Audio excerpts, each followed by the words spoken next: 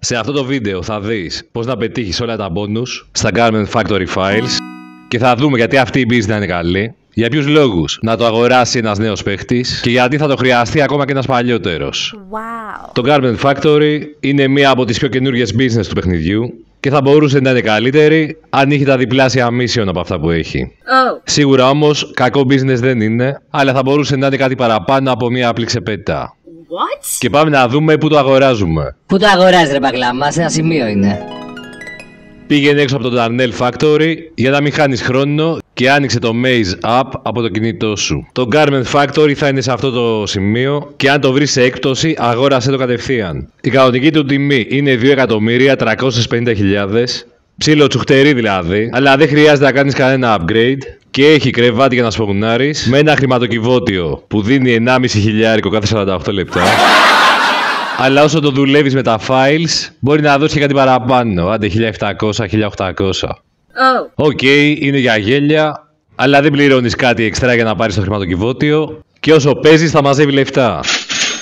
Το χρηματοκιβώτιο έχει μέγιστη χωρητικότητα, 100.000 και τα λεφτά που μπαίνουν είναι από την νόμιμη επιχείρηση που φτιάχνουν ρούχα όπως παλιά στην Ελλάδα και εσύ έχεις κάποιες υποδομές για να συνεργάζεσαι με κατασκόπους όπως ο Πάβελ, που είναι μέσα στο παιχνίδι εδώ και λίγα χρόνια με το Κοζάτκα. Δες και τα βίντεο για το Κάιο Περίκο Heist, που είναι ο καλύτερος τρόπος να βγάζεις λεφτά στο παιχνίδι και τα εξηγώ αναλυτικά.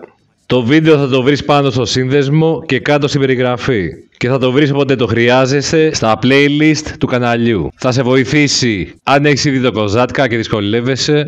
Και αν δεν το έχεις πάρει ακόμα, θα δεις πώς θα κάνεις το πρώτο scope out, που τα πράγματα είναι πολύπλοκα και δύσκολα θα βρεις βίντεο συνεχόμενο, χωρίς να έχει κομμένες σκηνές, που να σου εξηγούν ακριβώς τι πρέπει να κάνεις. Yes. Είμαι ο Νίκος με χιλιάδες ώρες παιχνιδιού, έχω τραβήξει τα μεγάλα ζόρια, αλλά τώρα απολαμβάνω το καλύτερο παιχνίδι όλων των εποχών μέχρι να βγει ένα καλύτερο. Και αν θες να βλέπεις περισσότερο τέτοιο περιεχόμενο, μην ξεχάσεις να κάνεις εγγραφή στο κανάλι και ένα like στο βίντεο. Τώρα ο Πάβελ μας συστήνει σε μια μιλφομανή, νυμφομανή πράκτορα του FIB που ξέρει κάποια μυστικά, θα μας δίνει αποστολές και εμείς θα βγάζουμε λεφτά. Τις αποστολές αυτές μπορείς να τις ξεκινάς από το κινητό και αυτό είναι μια καινοτομία που μας την έφερε το DLC του Garment Factory. Wow. Για να ξεκινήσεις αποστολή από το κινητό πρέπει να είσαι σε εξωτερικό χώρο ή μέσα στο Garment Factory. Αν όμως το ξεκινήσεις μέσα από κάποιο άλλο business, η αποστολή δεν θα γίνει. Και αν έχεις μάθει τα σημεία που σε στέλνει για κάθε prep, θα το ξεκινάς από κάποιο σημείο στο χάρτη που βρίσκεσαι. Θα σου λέω μετά σε κάθε file και σε κάθε prep από πού να ξεκινάς, αλλά συνήθως θα ξεκινάω μέσα από το Garment Factory, όταν έχω φέρει κάτι μετά από κάποιο prep. Τα file του Garment Factory είναι 4 και ένα από αυτά κάθε εβδομάδα θα είναι το priority file, το οποίο θα δίνει διπλάσια λεφτά από τα υπόλοιπα, αλλά θα μπορείς να το κάνεις μόνο μια φορά τη βδομάδα. Τα υπόλοιπα μπορείς να τα κάνεις το ένα μετά το άλλο, με ένα cooldown 5 λεπτών. Είναι αρκετά εύκολα και ένας νέος παίχτης θα μάθει εύκολα το gameplay του παιχνιδιού. Τα file μπορεί να τα κάνεις από την αρχή μέχρι το τέλος σε 15 με 20 λεπτά, αλλά αν δεν έχεις την oppressor θα χρειαστείς 5 με 10 λεπτά παραπάνω. Τα δύο file που είναι κάτω είναι πιο γρήγορα και πιο εύκολα να πετύχεις τα bonus. Και αυτά θα τα κάνεις το ένα μετά το άλλο, ανάλογα με το priority file της εβδομάδας. Και αν είσαι νέος παίχτης θα σε βοηθήσουν. Εδώ στο τραπεζάκι αριστερά έχει snack, μπροστά είναι το Weapon Workshop που θα μπορείς να αγοράσεις special ammo αν έχεις κάνει το research στο bunker. Έχει και δωρεάν σφαίρες για τα κανονικά όπλα και αν είσαι νέος παίχτης που ακόμα δεν έχεις τα special ammo, το μόνο που θα κάνεις είναι η μετατροπή του Combat MG σε MK2. Θα πληρώσεις 119.000 για να κάνεις το upgrade και θα είναι το καλύτερο όπλο που θα έχεις στο παιχνίδι. Αυτό που χρειάζεται είναι οπωσδήποτε extended clip και δεν θα χρειαστεί ποτέ να αλλάξει γεμιστήρα πάνω σε μάχη. Σε αυτό το όπλο δεν πρέπει να βάλεις special ammo, επειδή θα μειωθεί η χωρητικότητα του γεμιστήρα. Βάλε large scope για να σημαδεύει καλύτερα μακριά, μην του βάλεις suppressor, δηλαδή σιγαστήρα που θα βάλεις ένα από τα rifle. Muzzle brake είναι διακοσμητικό, από barrel heavy barrel. Βάλ του ένα ωραίο χρωματάκι άμα θέλεις και μην ξεχάσεις να βάλεις grip, επειδή είναι δυνατό όπλο και θα σου κάνει πολύ recoil. Εδώ δεξιά θα παρκάρεις το Terabyte Και μόνο στο Garment Factory μπορείς να του κάνεις upgrade για να βάλεις το Master Terminal Control και να αποφύγεις το Arcade που δεν είναι solo friendly, να βάλεις Missile Lock Jammer και ήσυχη λειτουργία για να είσαι αόρατος στα public lobby. Και τέλος μπορείς να βάλεις scanner για τα collectible. Ο κάτω όροφος έχει γκαράζ για 10 αυτοκίνητα και γρήγορη τηλεμεταφορά σε διάφορα σημεία του Los Santos που έχει μετρό. Και πιο μακρινό το Tatavian Truck Stop. Το Garment Factory έχει ένα από τα ευκολότερα career progress που σου δίνει ένα πολύ καλό αυτοκίνητο με δυνατότητα για HSW upgrade και Missile Lock Jammer. Και το μόνο που μπορεί να σε δυσκολέψει είναι να πάρεις τα bonus σε όλα τα file. Που κάθε file έχει 3 διαφορετικά bonus και το καθένα δίνει 10 χιλιάρικα. Αν όμως πετύχεις και τα 3 θα πάρεις 50 χιλιάρικα. Και ξεκινάμε με το Fine Art file, το ευκολότερο. Και το πρώτο prep, τα EMP charges, θα είναι λίγο έξω από το Los Santos. Οπότε ξεκίνα το κάπου από το Vinewood. Εδώ πρέπει να σκοτώσεις τα security NPC και να πυροβολείς αυτό το κουτί πάνω. Για να πέσει το container και εσύ να πάει να πάρεις τα EMP. Τα παίρνεις, τα γυρίζεις πίσω και από το Garment Factory ξεκίνα το αμέσως επόμενο. Τα prep μπορείς να τα κάνεις με όποια σειρά θέλεις. Αλλά για το επόμενο, το Approach Vehicle, πάντα θα πας στο LSIA. Οπότε όταν βρίσκεσαι στο νότιο Los Santos, είναι ιδανικό μέρος για να ξεκινάς αυτό το prep. Όταν φτάνεις εδώ δεν χρειάζεται να σκοτώσεις αυτούς που είναι κάτω, αλλά μόνο το NPC που είναι πάνω στις σκάλες. Αν βέβαια άρχεσαι με oppressor. Και μετά μπαίνεις κατευθείαν από αυτές τις πόρτες. Είναι το δυσκολότερο prep του Fine Art File, επειδή θα μπει σε ένα hangar που οι αποστάσεις είναι πολύ μεγάλες και το καλύτερο όπλο είναι το Combat MG ή το L Strickler που έχει πολύ μεγάλη εμβέλεια. Εδώ θα μάθεις που κρύβονται τα NPC, αλλά στην αρχή θα σε μπερδεύει πάρα πολύ το μέρος. Γιατί είσαι ακάλυπτος και σε πυροβολάνε από παντού. Ο στόχος σου είναι να καταστρέψεις όλες τις οθόνες και να κλέψεις ένα ελικόπτερο. Ξεκινάς από τη μία μεριά, καταστρέφοντας οθόνες και φτάνεις στην απέναντι. Καθαρίζεις όλα τα NPC, επειδή στο τέλος θα κατέβεις κάτω να πάρεις το ελικόπτερο και μετά από 2-3 φορές θα έχεις μάθει το prep και θα το κάνεις πολύ γρήγορα. Σε αυτό το hangar μπορείς να πηδάς από τα κάγκελα, σε αντίθεση με το δικό σου hangar που δεν μπορείς, και πάντα να παίρνεις το buzzard. Το παρκάρεις σε μια ταράτσα κοντά στο Garment Factory, leave the area, φεύγεις από την περιοχή και ξεκινάς αμέσως στο επόμενο, που είναι το facial recognition και οι τοποθεσίες που μπορεί να σε στείλει. Είναι μέσα στο Los Santos με μία πιο μακρινή στο Τσουμάς. Πρώτα θα πας να βρεις ένα αμάξι και αν δεν έχεις oppressor, με ένα κουρούμα ή Duke of Death τα καταφέρνεις μια χαρά. Αυτό που θες θα βρίσκεται στο κάμπριο που δεν καταστρέφεται με τους πυράβλους που πετάς. Και αφού πάρεις τα drone, θα σε στείλει σε ένα άλλο σημείο που θα πρέπει να σκανάρεις το πρόσωπο του τύπου που θέλουμε. Μπορείς να δεις το κινητό σου και τη φωτογραφία που έχει στείλει η Τζόντι. Η γκυλφάρα. Και εσύ πρέπει να ψάχνεις στα μπαλκόνια, αλλά μερικές φορές μπορεί να βρίσκεται κάτω. Το NPC θα είναι πάντα το ίδιο, φοράει ένα κόκκινο pullover, ακόμα και στην παραλία. Τα mission με drone μου σπάνε τα νεύρα, αλλά αυτό είναι εύκολο και γρήγορο. Το παιχνίδι σου λέει ποια κουμπιά να πατάς και εσύ πηγαίνεις στο drone κοντά του, αλλά όχι πάρα πολύ κοντά και σε καταλάβει. Ζουμάρεις, σκανάρεις μούρι και τελείωσες. Φεύγεις από την περιοχή και ξεκινάς κατευθείαν τον τελικό. Το παιχνίδι σε σπονάρει στο Garment Factory και ακόμα κι αν είσαι σε public lobby, κάνεις το φινάλε με την ησυχία σου. Τώρα πρέπει να πας στην ταράτσα που έχεις αφήσει το ελικόπτερο και με αυτό να πας στο Maze Bank West που θα γίνει το φινάλε. Πρώτο tip, επειδή θα πρέπει να είσαι stealth undetected όπως λέει το bonus, είναι να μην προσγειωθείς από μπροστά που είναι ο φύλακας και έλα από την πίσω μεριά. Τα bonus σε αυτό το φινάλε είναι πολύ εύκολα και θα στα λέω πώς θα προχωράμε. Επίσης κάθε file ξεχωριστά θα το βρίσκεις στην περιγραφή για να μην κάθεσαι να ψάχνεις όλο το βίντεο για να βρεις το file που θέλεις. Καθάρισε το φύλακα από την ταράτσα με όπλο με suppressor και για το hack ξεκίνα από το τέλος να ενώνεις τα καλώδια και όχι από την αρχή αριστερά. Μετά μπαίνεις μέσα και τους τρως όλους μου λοχτά. Μετά πρέπει να τοποθετήσεις 3 EMP charges και ξεκίνα με αυτά που βρίσκονται πίσω. Άσε τελευταίο αυτό που είναι προς την πόρτα και εκεί θα κρύβεται ένας άλλος. Γι' αυτό μην τρέχεις πολύ και σε καταλάβει. Από εδώ πρέπει να κατέβεις τις σκάλες, έχει άλλους 2 τύπους.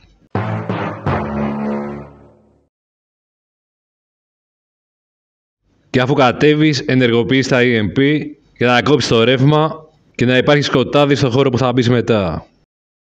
Για το δεύτερο bonus, πρέπει να καθαρίσεις τα NPC όσο πιο γρήγορα γίνεται και να βρεις το διακόπτη σε λιγότερο από 1 λεπτό, που θα είναι σε αυτό το τραπεζάκι δεξιά. Οπότε μην κάθεσαι να το ψάχνεις γύρω-γύρω και μόλις πατήσεις το διακόπτη πρέπει να μπεις σε ένα χώρο, να κάνεις πρώτα ένα χακάρισμα Κάγιο Περίκο, θα υπάρχει στην περιγραφή, αλλά άμα ξέρεις το χακάρισμα που κάνεις στο γραφείο του El Rubio, εδώ θα κάνεις ακριβώς το ίδιο. Βρίσκεις το πάνω-πάνω και όσο κατεβαίνεις μετράς. Μόλις τελειώσει και τα 3 δαχτυλικά αποτυπώματα μπαίνεις μέσα και το τρίτο challenge είναι να αρπάξεις και τα 3 έργα τέχνης. Και για να τα καταφέρεις, ξεκίνα με τα πλαϊνά. Επειδή αν πάρεις πρώτα το κεντρικό, που είναι το βασικό loot, μετά θα βγάλει κάτι αέρια και όταν πας να πάρεις τα υπόλοιπα θα πεθαίνεις. Τσιμπάς και το βασικό loot και έχεις πάρει και τα 3 challenge. Τώρα το μόνο που μένει είναι να φύγεις από εδώ. Βγαίνεις στο διάδρομο που θα έχει πάντα 2 NPC. Μετά από εδώ θα κατέβεις στο garage πηγαίνοντας στο κίτρινο σημείο. Στα file του Garment Factory δεν υπάρχει bonus να μην πεθάνεις. Αλλά για να μην χάνεις χρόνο, καλύτερα μείνεις ζωντανός. Εδώ μην πετάς χειροβομβίδες και sticky bomb για να τεινάζεις τα αυτοκίνητα που κρύβονται από πίσω. Επειδή μετά θα γίνονται αλυσιδωτές εκρήξεις και θα πεθάνεις σίγουρα. Αν όμως τα τεινάζεις με κάποιο όπλο, όπως το pump shotgun με explosive ammo ή το railgun, δεν θα έχεις αυτό το πρόβλημα. Μετά θα ανοίξει η γκαραζόπορτα, θα μπει ένα αυτοκίνητο και έξω θα σε περιμένουν και άλλοι. Εσύ να έχεις φωουνάρει το όχημά σου από πριν για να είναι έτοιμο και σε λίγο όλα θα έχουν τελειώσει. Μπαίνεις στο προσωπικό όχημα, πας μέχρι τον αγοραστή και μετά από ένα σύντομο cutscene θα σπαουνάρεις στο Garment Factory. Και δες ποια είναι τα bonus για να τα θυμάσαι.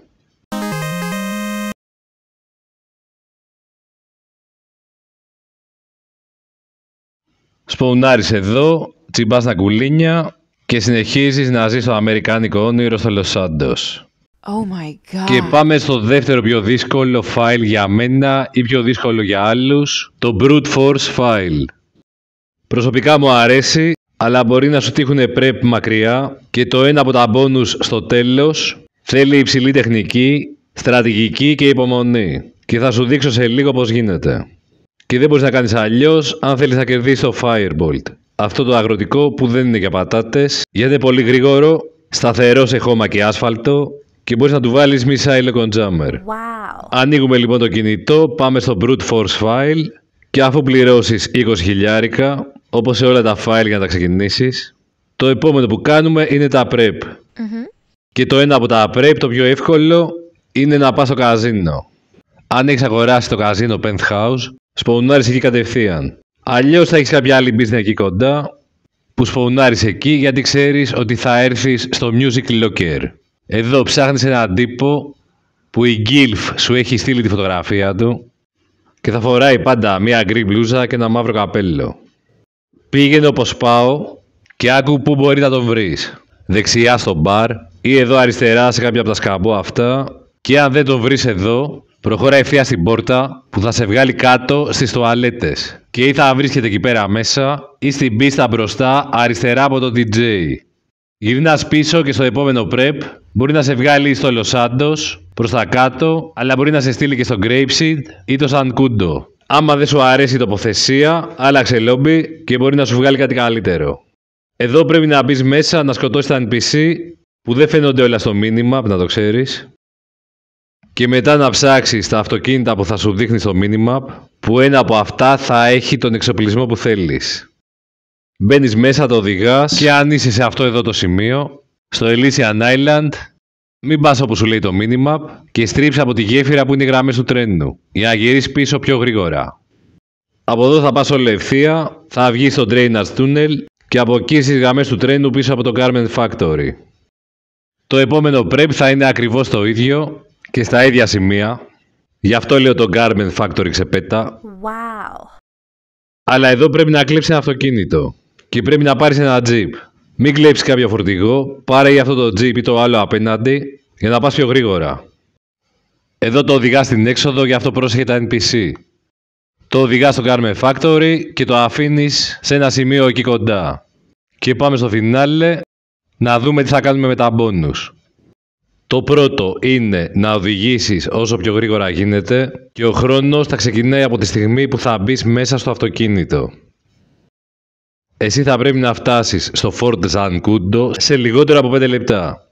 Και επειδή στο GTA δεν πρέπει να εμπιστεύεσαι πάντα το GPS, θα αφήσω να δεις τη διαδρομή σε γρήγορη ταχύτητα.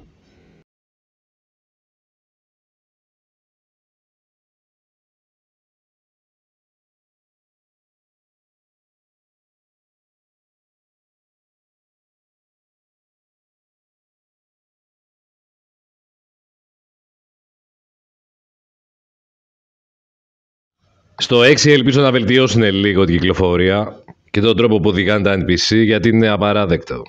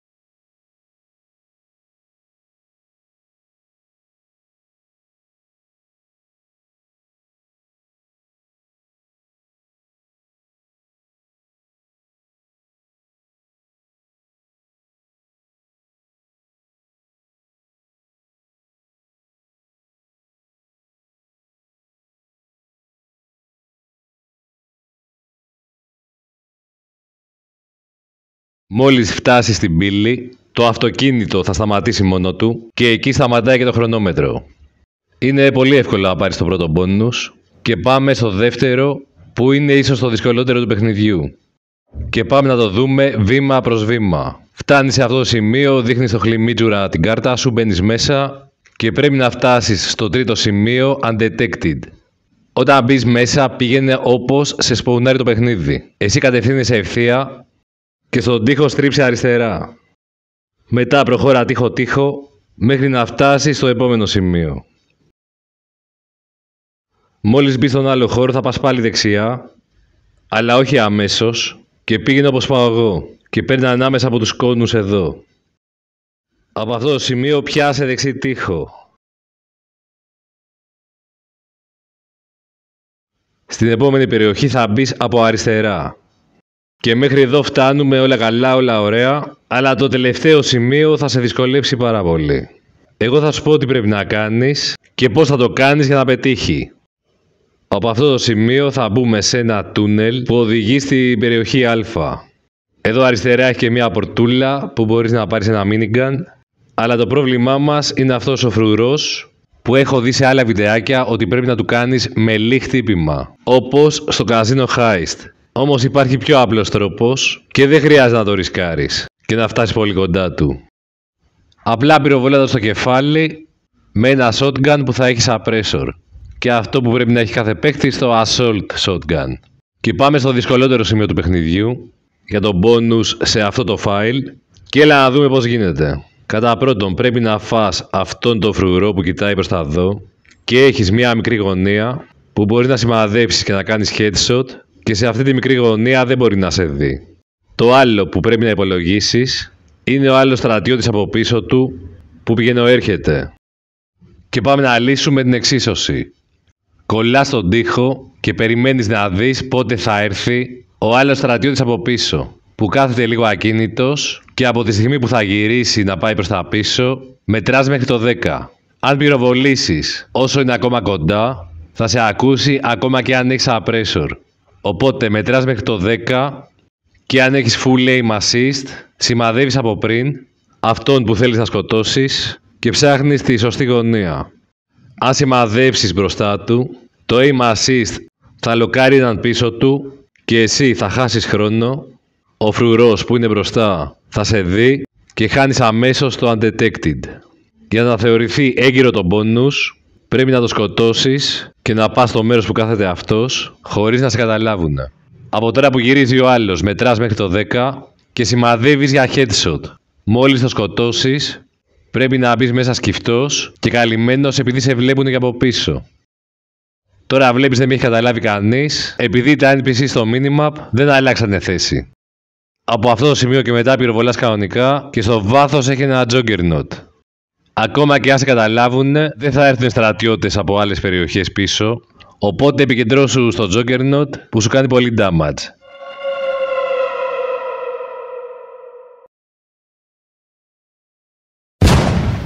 Ρίχνουμε RPG ή Grenade Launcher για να ξεμπερδεύεις πιο γρήγορα και μετά πρέπει να πας εκεί που βρίσκεται ο Juggernaut. Αφού πέρασες αυτό το σημείο, τα δύσκολα έχουν περάσει και το μόνο bonus που απομένει για να πάρεις και τα 3 είναι να καταστρέψεις 5 οχήματα με το Scarab. Αλλά και αυτό θέλει τρόπο που θα το δούμε σε λίγο.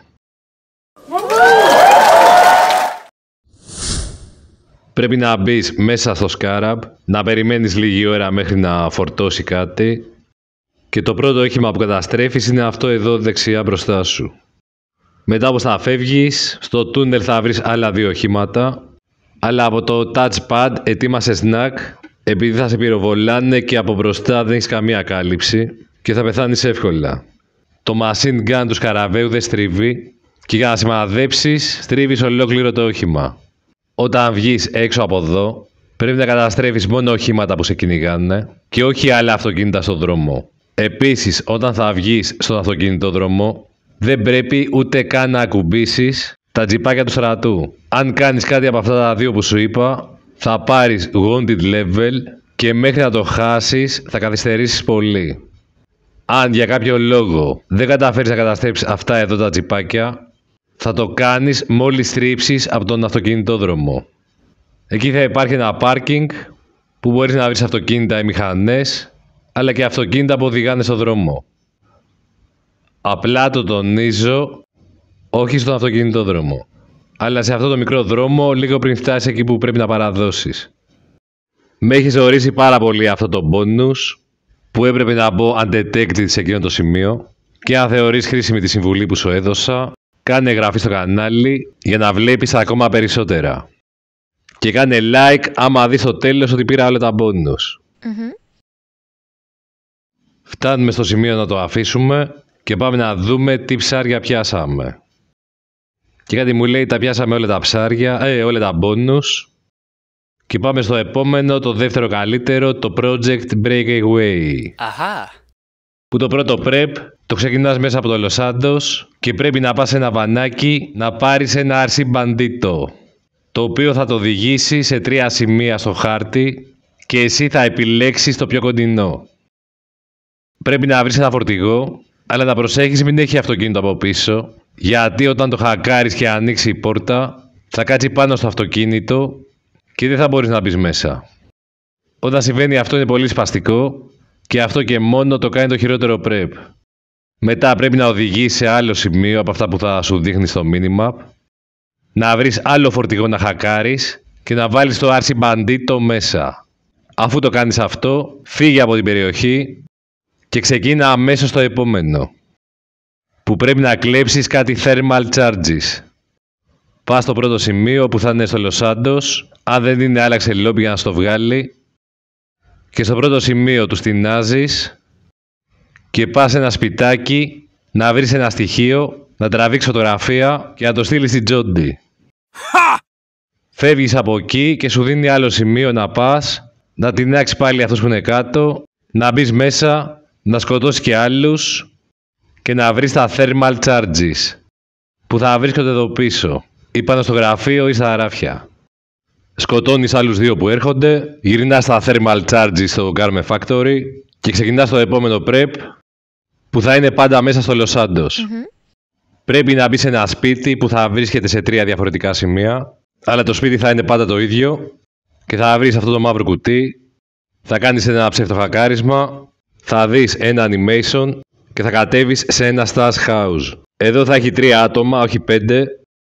Τους σκοτώνεις και θα σου εμφανίσει ένα πράσινο σημάδι που είναι το malware για να το πάρεις. Όταν βγεις έξω θα πρέπει να κυνηγήσεις ένα αυτοκίνητο και να σκοτώσεις τον πράκτορα που το οδηγάει. Βγάλε φωτογραφία το πτώμα, να το στείλει στην Τσόντι και αν το πτώμα δεν έχει πεταχτεί έξω, φωτογράφησε τη μεριά του οδηγού, γιατί ο agent θα καίγεται εκεί πέρα πεθαμένος. Μερικές φορές γλιτσάρει εδώ πέρα και δεν μπορεί να στείλει τη φωτογραφία. Μπες στο αμάξι σου, κατέβα και ξαναβγάλε. Άμα σε κυνηγάει και η αστυνομία, που μπορεί να γίνει σε μερικές περιπτώσεις, πήγαινε λίγο πιο πέρα, δεν χρειάζεται να χάσει τα αστέρια, αρκεί να μείνει κοντά σου για να βγάλεις φωτογραφία. Γυρνάς στο Garment Factory και ξεκινάς κατευθείαν το φινάλε. Εδώ πετυχαίνεις το πρώτο challenge πάρα πολύ εύκολα, ειδικά αν πάρεις oppressor ή ένα ελικόπτερο. Επειδή πρέπει να φτάσεις στο σημείο που θα δεις αν ανοίξει το Trackify στο κινητό σου σε λιγότερο από 3 λεπτά. Είναι 3 διαφορετικά σημεία μέσα στο Λος Σάντος και με αυτοκίνητο μπορείς να τα καταφέρεις. Όταν φτάσεις εκεί να κάνεις πάντα headshot, επειδή το δεύτερο challenge είναι να κάνεις 15 headshot. Μη βιάζεσαι πολύ, σημάδεψε κεφάλι και αργότερα θα έχεις πιο πολλές ευκαιρίες για headshot. Όταν τους καθαρίσεις όλους, θα σου πει να πατήσεις ένα κουμπί για να οδηγήσεις το RC Bandito μέσα στο χώρο και να ανατινάξεις αυτά εδώ τα βαρέλια. Μόλις το κάνεις, μπαίνεις μέσα, που στην αρχή θα έχει 3 τύπους, αλλά θα κρύβονται πίσω από κάτι κάγκελα και μπορείς να τους κάνεις headshot άμα είσαι λίγο προσεκτικός.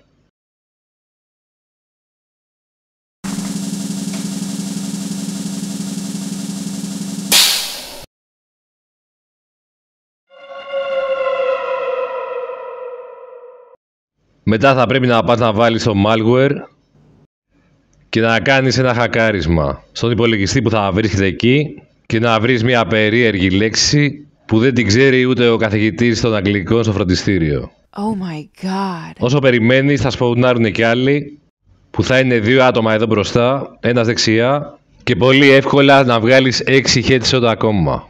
Εδώ περιμένεις να σου μιλήσει ο Πάβελ και η Τζόντι και πάμε για το τρίτο challenge που είναι να κλέψεις όλα τα hard drive που θα είναι σε 3 σημεία. Αχα. Θα φαίνεται και στο minimap σαν κάτι κουκίδες άσπρες και εσύ θα βάλεις πρώτα τα charges για να κάνουν κλειδαριές επειδή θέλουν λίγη ώρα μέχρι να γίνει αυτή η διαδικασία και όταν βάλεις και το τελευταίο thermal charge θα αρχίσεις να τρέχεις στις πόρτες που θα είναι ανοιχτές και θα αρπάζεις.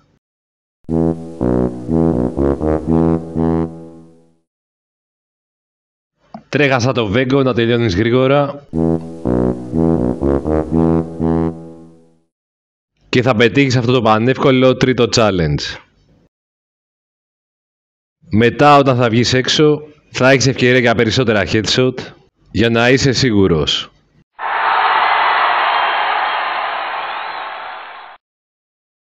Αυτό είναι το βασικό loot που αν το πάρεις μόνο αυτό θα έχεις κάνει το φινάλε, αλλά για να πάρεις και τον bonus από το challenge πρέπει να αρπάξεις και από τα άλλα 2 σημεία.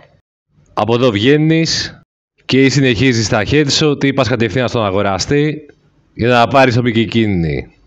Και έτσι ακόμα και αν είναι το απλό file θα μπορείς να βγάζεις 200 εύκολα χιλιάρικα σε 15 λεπτά. Και πάμε στο επόμενο που είναι το χειρότερό μου, το Black Box File.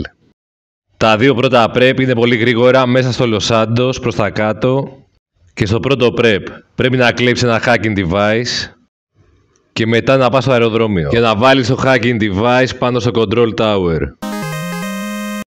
Αν δεν έχεις oppressor, ανέβα από τις σκάλες, αλλά πήγαινε από αριστερά όπως μπαίνεις. Εδώ μόλις βάλεις το hacking device φεύγεις και ξεκινάς κατευθείαν το επόμενο prep που θα είναι κοντά.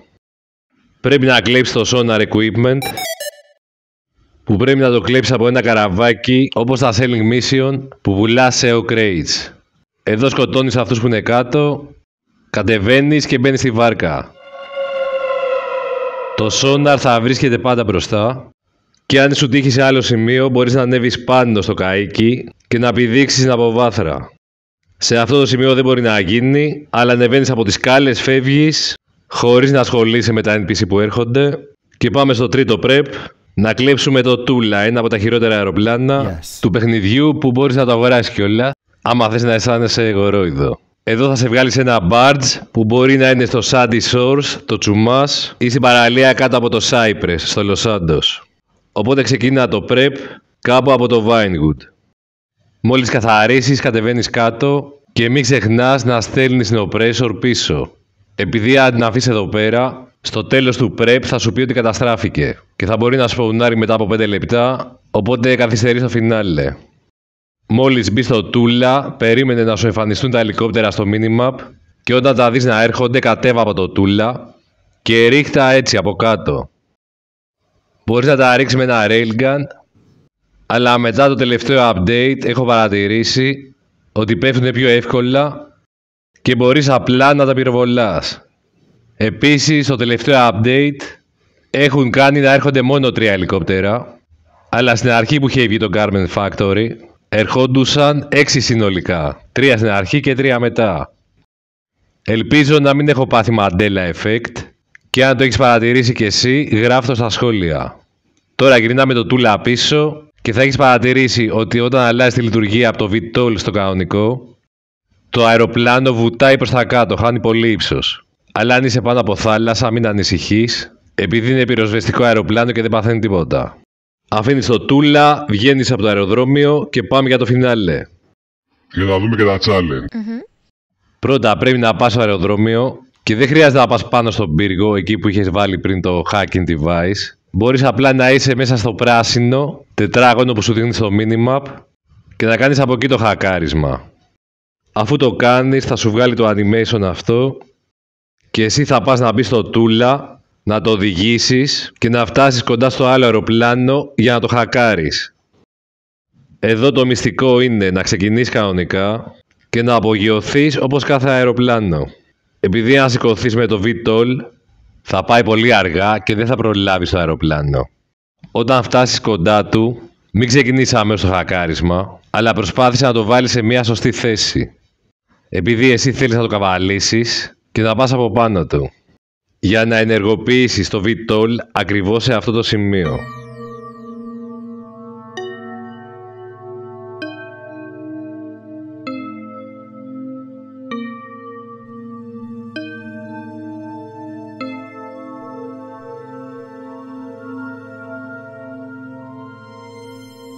Ακούμπα και πάνω στο αεροπλάνο για να είσαι πιο σταθερός και να έχεις πάρει θέση να πυροβολήσεις τους κινητήρες αμέσως μόλις τελειώσει το χακάρισμα. Και πάμε για το πρώτο challenge, να καταστρέψεις και τις 4 μηχανές του αεροπλάνου. Αν δεν καταφέρεις να τα κάνεις με τη μία και το αεροπλάνο σου φύγει, πρέπει να βγάλεις το VTOL, να βουτήξεις, μετά να ξαναπάρεις ύψος, να έρθεις κοντά και να πυροβολήσεις. Στην αρχή θα είναι δύσκολο, αλλά όσο το κάνεις, θα τα καταφέρνεις πιο γρήγορα.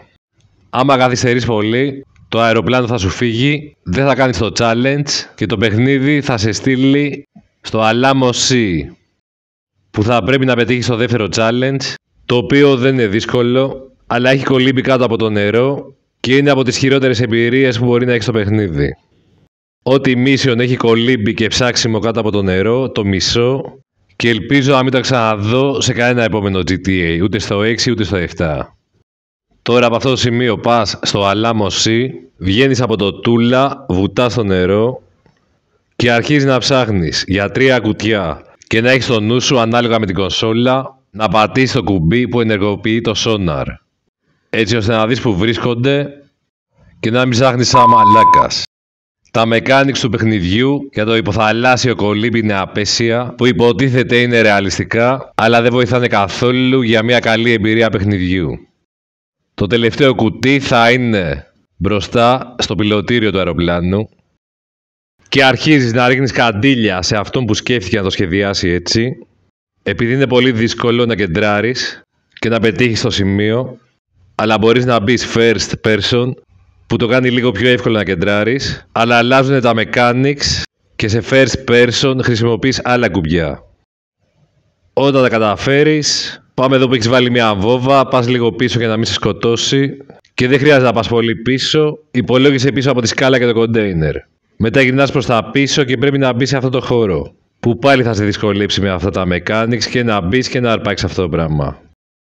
Και όταν το κάνεις αυτό, πάμε να δούμε πώς θα μπορέσεις να πάρεις το επόμενο challenge, που είναι να σκοτώσεις 5 άτομα όπως θα φεύγεις. Είναι λίγο δύσκολο, αλλά μπορείς να το πετύχεις με 2 τρόπους. Και πάμε να ξεκινήσουμε. Από αυτό το σημείο πρέπει να μπεις στο Dinky που είναι μια βάρκα και θα την οδηγάει ένα NPC. Από πάνω σε πυρεβολάνε και χάνεις health και πρόσεχε μην πεθάνεις, επειδή αν πεθάνεις εδώ θα σου πέσει το black box, θα σπαουνάρεις κάπου λίγο πιο μακριά πάνω σε ένα jet ski και θα πρέπει να έρθεις στο σημείο που πέθανες πριν, επειδή εκεί θα έχει πέσει το black box. Το σημείο εκεί είναι πολύ βαθύ και μέχρι να κατέβεις, να το πάρεις, να ξανανεύεις, να μπεις στο jet ski και να φύγεις, θα σε σκοτώνουν συνέχεια. Από την άλλη, ίσως είναι καλό να σε σκοτώσουν για να βγεις έξω και να πάρεις την oppressor και έτσι να σκοτώσεις πιο εύκολα 5 άτομα που σου λέει για να πάρεις το challenge. Αλλά αυτό πρέπει να κάνεις με συγκεκριμένο τρόπο που θα σου δείξω σε λίγο σε άλλο φινάλε. Εσύ πρέπει να έχεις στο νου σου ότι πρέπει να σκοτώσεις 5 άτομα κατά τη διάρκεια της απόδρασης και το checkpoint για να ξεκινήσει η απόδραση είναι από τη στιγμή που θα μπει στο Dinky. Τώρα κάνω την απόδραση και το challenge με τον κανονικό τρόπο, δηλαδή να σκοτώνω μέσα από το Dinky. Είναι αρκετά δύσκολο να σημαδεύεις, αλλά έχεις πολλές ελπίδες αν προσπαθείς. Όταν ασπρίζει για λίγο η οθόνη, καταλαβαίνεις ότι έχεις σκοτώσει κάποιον και θα μετράς τα kills που έχεις κάνει. Αν μπεις στο Dinky από μπροστά, θα κάτσει αυτό το πυροβόλο που όμως δεν στρίβει πολύ και δεν νομίζω να σε βοηθήσει να πάρεις τον bonus. Επειδή θα πυροβολάς μόνο μπροστά και όχι πολύ πλάγια. Εδώ άσπρισε, οπότε κάποιον σκότωσα και έχω κάποιες ελπίδες να σκοτώσω μερικούς ακόμα. Εκεί που τελειώνει το ποτάμι και βγαίνει στη θάλασσα, δεν έχεις άλλες ευκαιρίες για kills, αλλά σε λίγο που θα φτάσει στην αποβάθρα για να παραδώσεις τον αγοραστή, θα σε περιμένει ένα και αν είσαι τυχερός, 2 ελικόπτερα. Που θα τα ρίξεις για παραπάνω kill.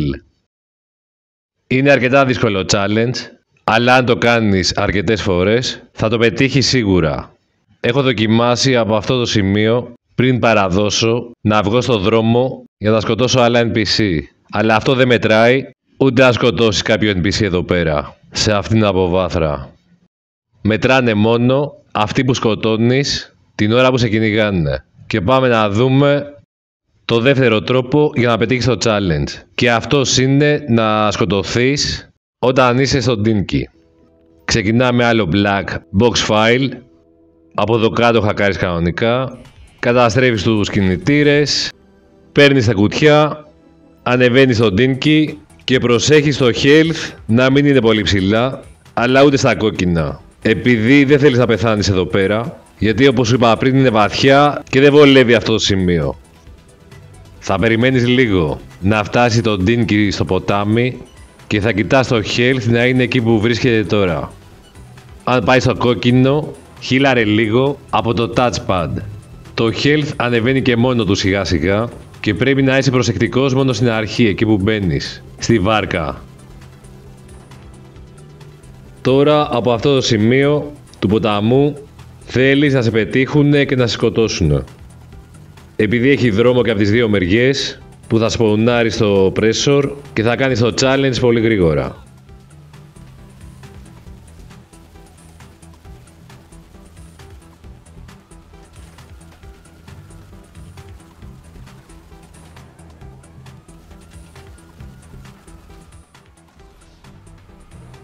Το καλύτερο σημείο να σε σκοτώσουν είναι εδώ πέρα. Σπονάρεις στο jet ski και κάνεις request για personal vehicle, αφού πρώτα οδηγήσεις προς μία όχθη. Εδώ από πάνω υπάρχουν δρόμοι και θα σπονάρει ο pressure κάπου κοντά.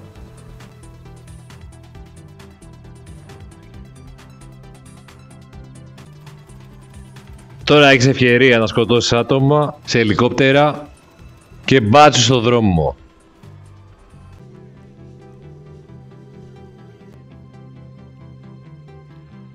Και οδηγάς εκεί που σου έπεσε το κουτί. Τα file του Garment Factory γίνονται πάρα πολύ γρήγορα και αν μιλάμε για το priority file που δίνει 350 χιλιάρικα σε 20 λεπτάκια, είναι καλύτερο σε αναλογία χρόνου χρήματος και από το Cayo Perico. Αλλά στο Cayo Perico το cooldown είναι 2,5 ώρες, ενώ για το priority file είναι μία εβδομάδα. Ακόμα και έτσι όμως είναι πολύ καλό για ένα παίχτη παλιό ή καινούριο και σίγουρα θα βοηθήσει και με τα λεφτά αλλά και όσα προσφέρει το Garment Factory. Τα upgrade στο Terabyte, το Weapon Workshop, το garage με 10 θέσεις, ακόμα και το μίζερο χρηματοκιβώτιο είναι πολύ σημαντικά για κάθε παίχτη του GTA Online.